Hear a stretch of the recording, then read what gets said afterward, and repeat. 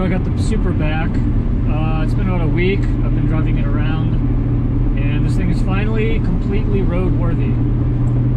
So I'm able to drive it around without it scraping or rubbing.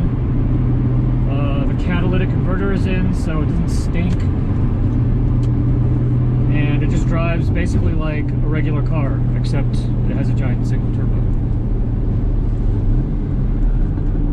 So everything feels really smooth. In addition to the cats and the downpipe,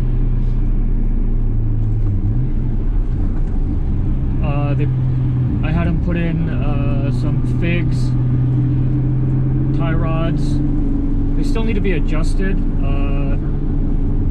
They're not quite parallel with the ground, which is how you're supposed to install them. But yeah, that's gonna wait until I get the Brembo GT kit. I just had to slow down the spending just a little bit, since I've been spending a ton of money on this thing in the last couple of months.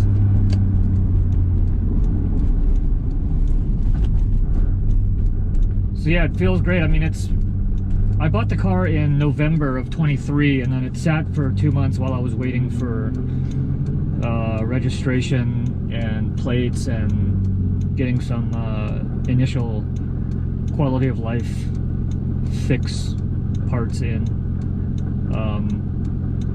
But I've been doing some of the work myself, but I hired a local shop, supposedly the shop that built the car, or did the swap anyways, way back in the day, and they did the subframes and some of the suspension work I just didn't want to deal with. Struggling to get subframes out on my own, since that is just a giant pain in the ass. So yeah, so new subframes, new tie rod ends,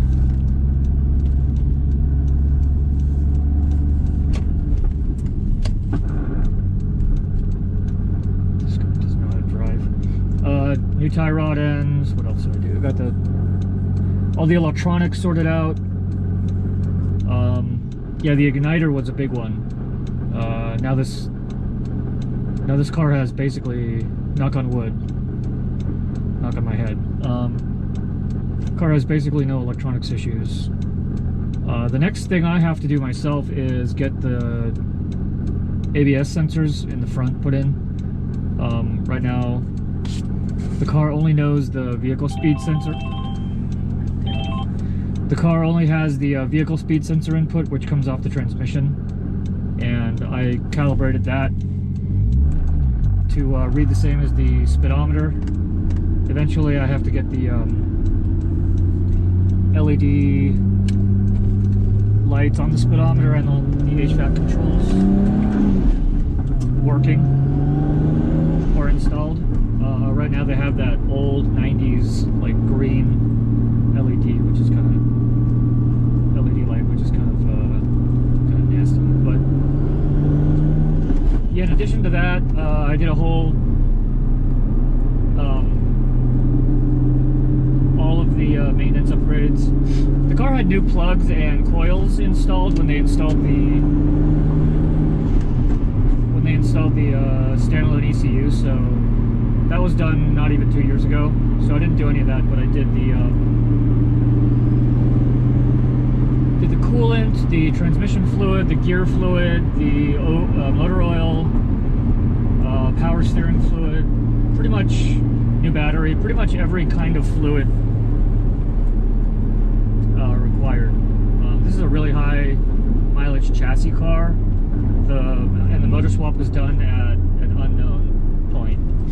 So, you know, it probably has less than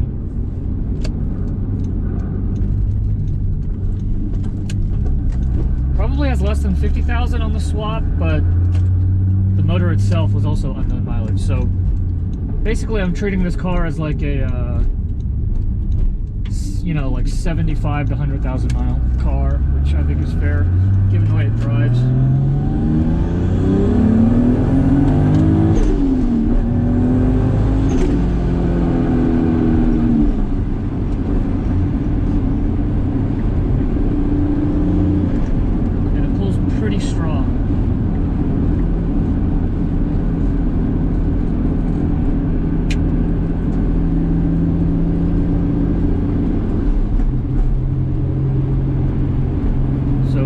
gas tune right now, and it seems to, in second gear, it seems to peak out around 12 pounds, but it's set to around 16. So I think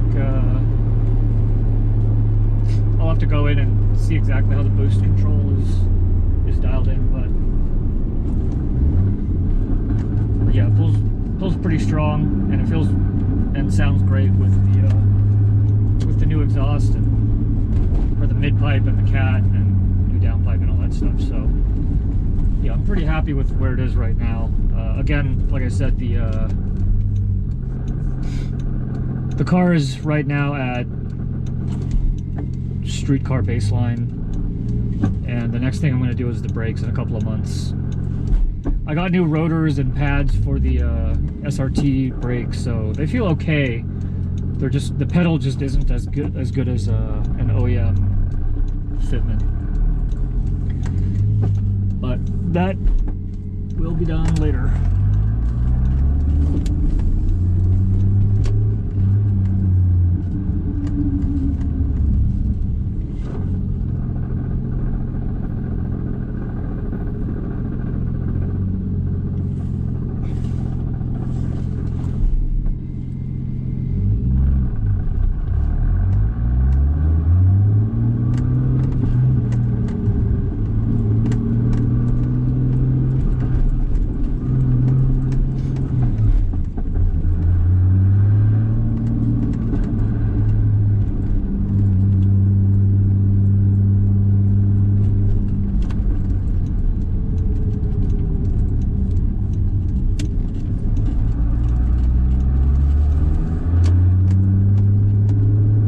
Yeah,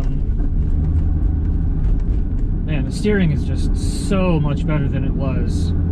When I first got the car, the thing was slammed on the ground.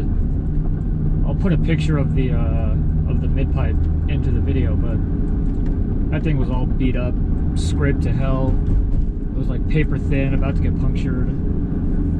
It sounded okay, but it didn't sound very, it sounded kind of like raspy, which maybe that was the sound that they were going for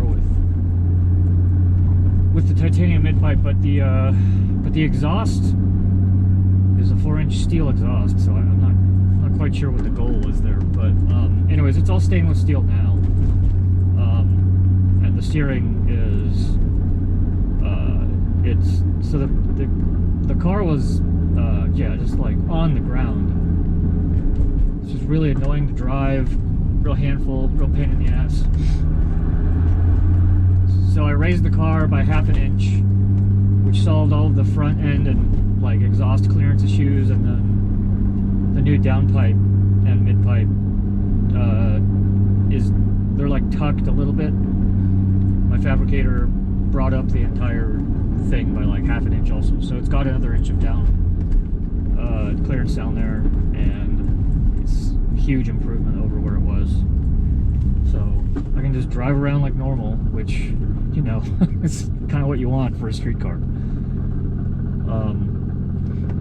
One thing that I don't really like about this era of cars is the torsion differential. It's not quite as good as a modern clutch type differential. It has trouble.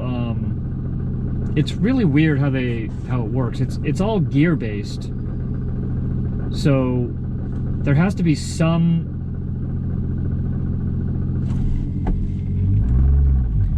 I'm not an expert on LSDs, but from what I understand, there has to be some traction on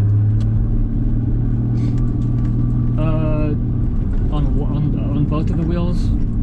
So in a zero traction environment, which doesn't happen very often, it has trouble going up like driveways and stuff. So I ran into that in my own garage exit and entrance.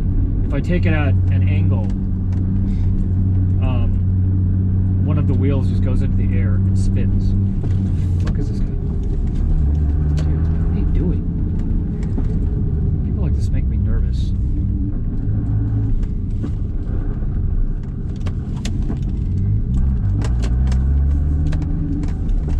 Just not paying attention to anything. Looking down at the phone.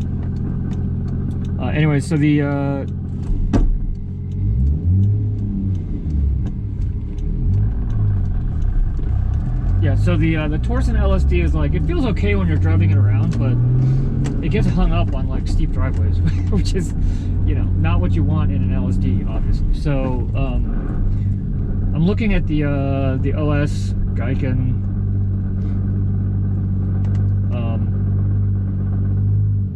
1.5Y LSD, which is kind of an involved install process. So I might get that at the same time as the brakes. Depends on if I want to splurge.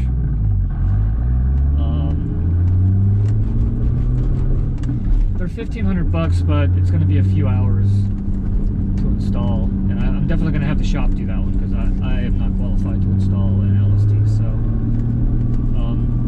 yeah, I think I might just do that and the brakes at the same time. So I'll get Brembos and a clutch LSD at the same time.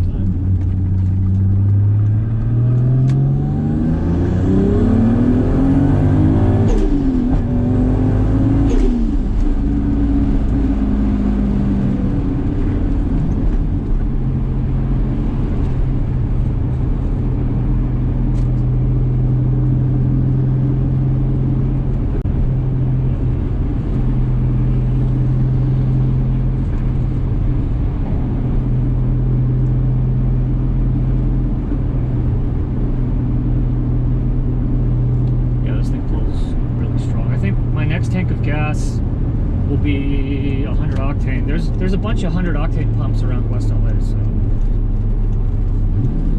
that's always been pretty convenient living here.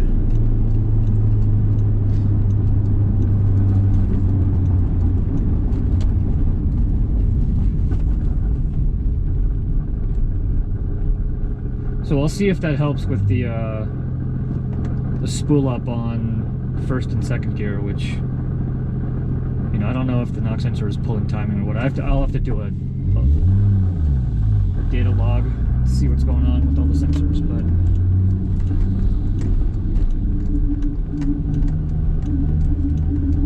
we shall see.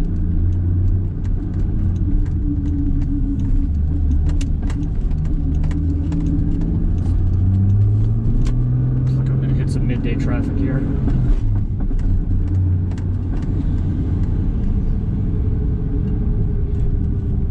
These days I'm going to go out for a weekend drive and try to get some freeway time in, other than just driving around where I live.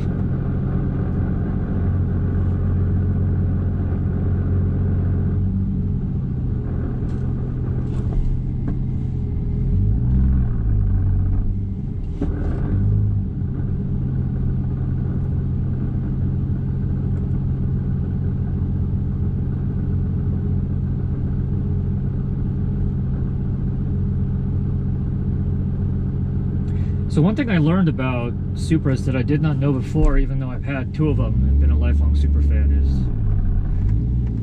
the 98 NA models did not come in 5-speed. They only were available in auto.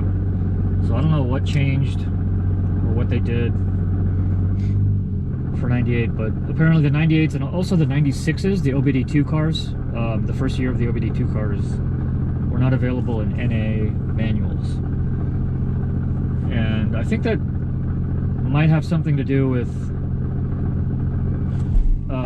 so like on the transmission mount, there's a cross member mount on the V160 that supports the transmission. It's what the transmission actually bolts into.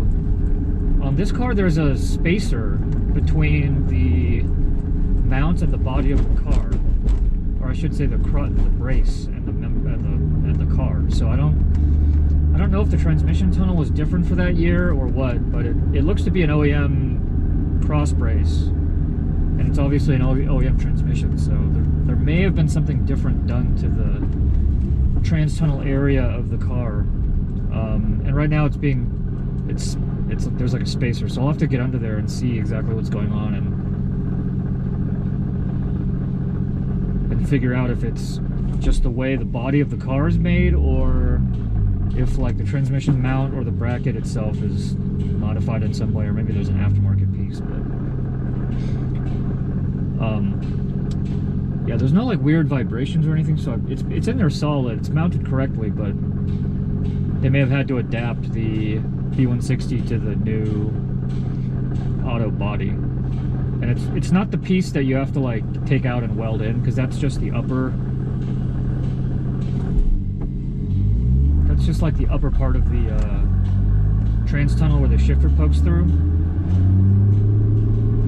The thing that is potentially different on this car is actually the floor. It's like higher.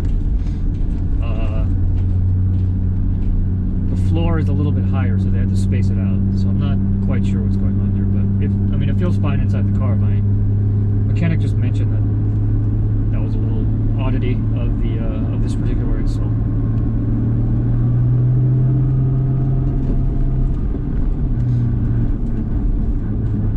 And the only real issue with the transmission is the first gear is a little difficult to get into when it's cold.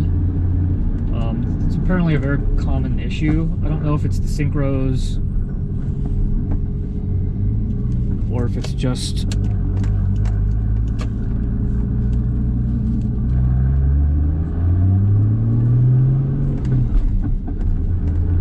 something else is worn on the transmission, but it's a little finicky. But once it gets hot, it's generally fine.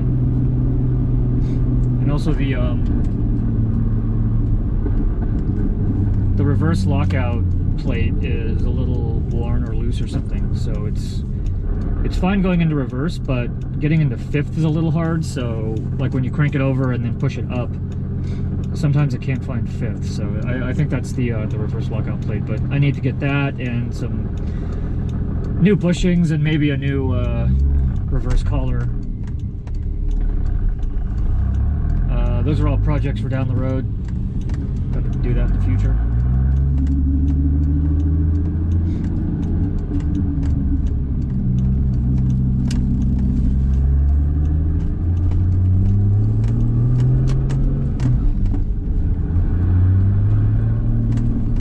As far as the steering itself goes, yeah, the new tie rods are great. All the alignment stuff is up to up to spec. It feels solid. It doesn't wander. It doesn't shake. Yeah, when I first got this car, the thing was just a huge mess. Not just slammed, but all the camber was way off. It couldn't hold in alignment. The subframes were all fucked up, and then yeah, it just felt like garbage, basically. But now it feels like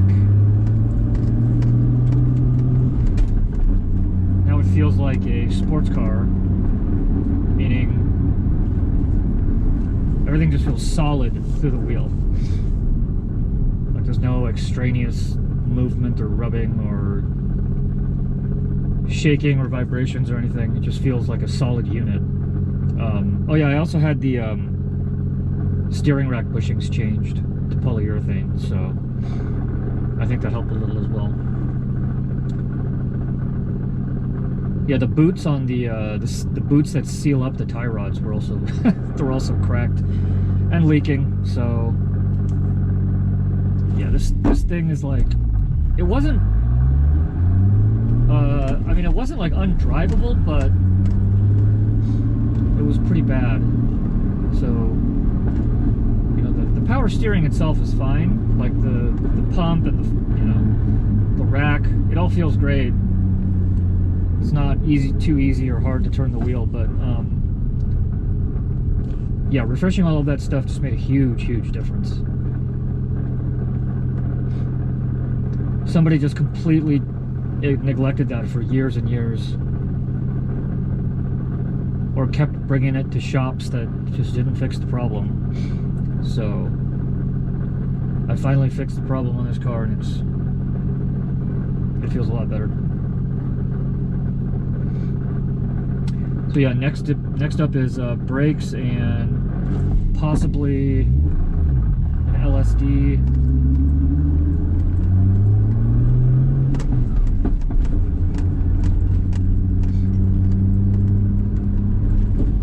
And I bought a full set of Phase 2 Motor Trend control arms.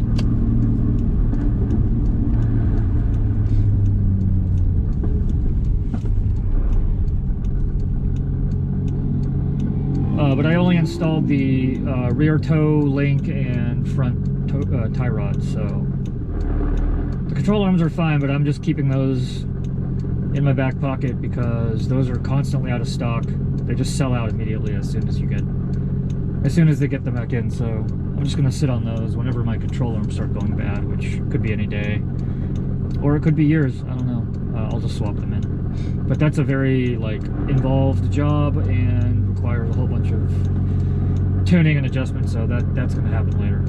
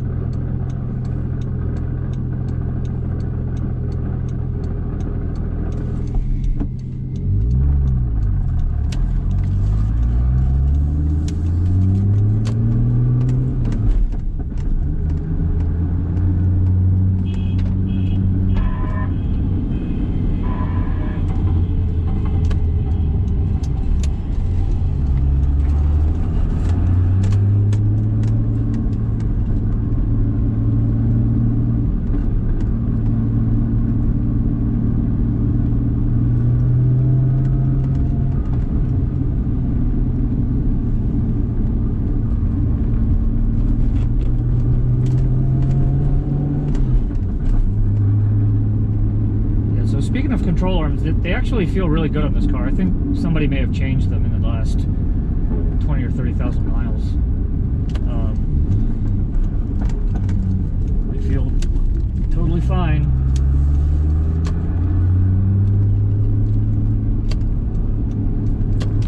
Alright, well, that's pretty much it as far as updates on the Supra goes. I will catch you in the next one. See ya.